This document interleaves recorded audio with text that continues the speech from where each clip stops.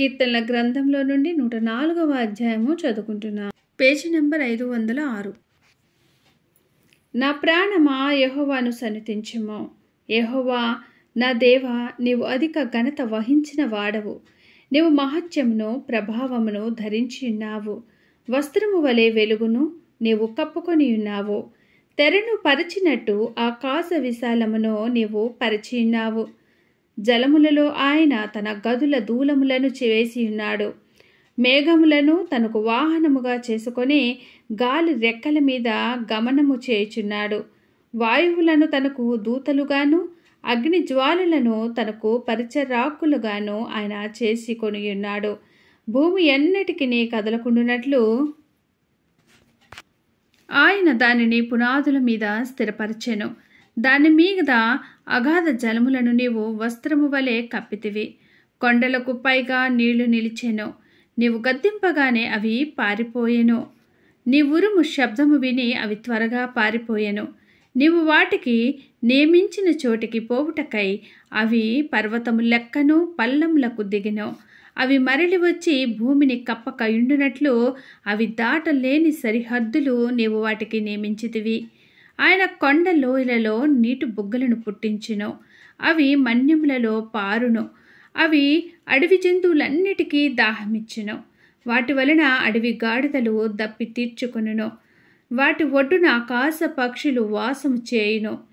కొమ్మల నడుమ అవి సునాదము చేయును. తన గదులలో నుండి ఆయన కొండలకు జలధారలనిచ్చెను. నీ క్రియల ఫలము చేత భూమి తృప్తి పొందుచున్నది. పశువులకు గడ్డిని, నరుల ఉపయోగమునకు కూర మొక్కలను ఆయన మొలిపించుచున్నాడు. అందుమూలమున భూమిలో నుండి ఆహారమును, నరుల హృదయమును సంతోషపెట్టు ద్రాక్ష రసమును, వారి మొగములకు మెరుగునిచు తైలమును, నరుల హృదయమును బలపరచు ఆహారమును ఆయన పుట్టించుచున్నాడు. యెహోవా వృక్షములు తృప్తి పొందుచున్నవి. ఆయన నాటిన లెబానోను, దేవదారు వృక్షములు తృప్తి పొందుచున్నవి. అచ్చట పక్షులు తమ గూళ్ళు కట్టుకొనెను. అచ్చట సరళ వృక్షములపైన కొంగలు నివాసము చేయుచున్నవి. గొప్ప కొండలు కొండ మేకలకు ఉనికి పట్టు, కుందేళ్లకు బండలు ఆశ్రయస్థానములు. ఋతువులను తెలుపుటకై ఆయన చంద్రుని నియమించెను. సూర్యునికి తన అస్తమయ కాలము తెలియను. నీవు చీకటి కలుగజేయగా రాత్రి అగుచున్నది. అప్పుడు అడవి జంతువులన్నీ తిరుగులాడుచున్నవి. సింహపు పిల్లలు వేట కొరకు గర్జించుచున్నవి. తమ ఆహారమును దేవుని చేతుల నుండి తీసుకొన జూచుచున్నవి. సూర్యుడు ఉదయింపగానే అవి మరలిపోయి తమ గుహలలో పండుకొనును. సాయంకాలము వరకు పాటుపడి తమ పనులను జరుపుకొనుటకై మనుష్యులు బయలువెళ్ళుదురు. యెహోవా, నీ కార్యములు ఎన్నెన్ని విధములుగా నున్నవి. జ్ఞానము చేత నీవు వాటన్నిటినీ నిర్మించితివి. నీవు కలుగచేసిన వాటితో భూమి నిండియున్నది. అదిగో విశాలమైన మహాసముద్రము, అందులో లెక్కలేని జలచరములు, దానిలో చిన్నవి పెద్దవి జీవరాశులున్నవి. అందులో ఓడలు నడుచుచున్నవి. దానిలో ఆటలాడుటకు నీవు నిర్మించిన మకరములున్నవి. తగిన కాలమున నీవు వాటికి ఆహారమిచ్చదవని ఇవన్నీ నీ దయ కొరకు కనిపెట్టుచున్నవి. నీవు వాటికి పెట్టునది అవి కూర్చుకొనును.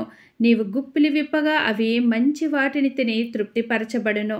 నీవు ముఖము మరుగు చేసుకొనగా అవి కలతపడును. నీవు వాటి ఊపిరి తీసివేయినప్పుడు అవి ప్రాణములు విడిచి మంటిపాలగును. నీవు నీ ఊపిరి విడువగా అవి సృజింపబడును. అట్లు నీవు భూతలములను నూతనపరచుచున్నావు. యెహోవా మహిమ నిత్యముండునుగాక. యెహోవా తన క్రియలను చూచి ఆనందించునుగాక. ఆయన భూమిని చూడగా అది వణుకును. ఆయన పర్వతములను ముట్టగా అవి పొగరాజును. నా జీవితకాలం అంతయు నేను యెహోవాకు కీర్తనలు పాడెదను. నేనున్నంత కాలము నా దేవుని కీర్తించెదను.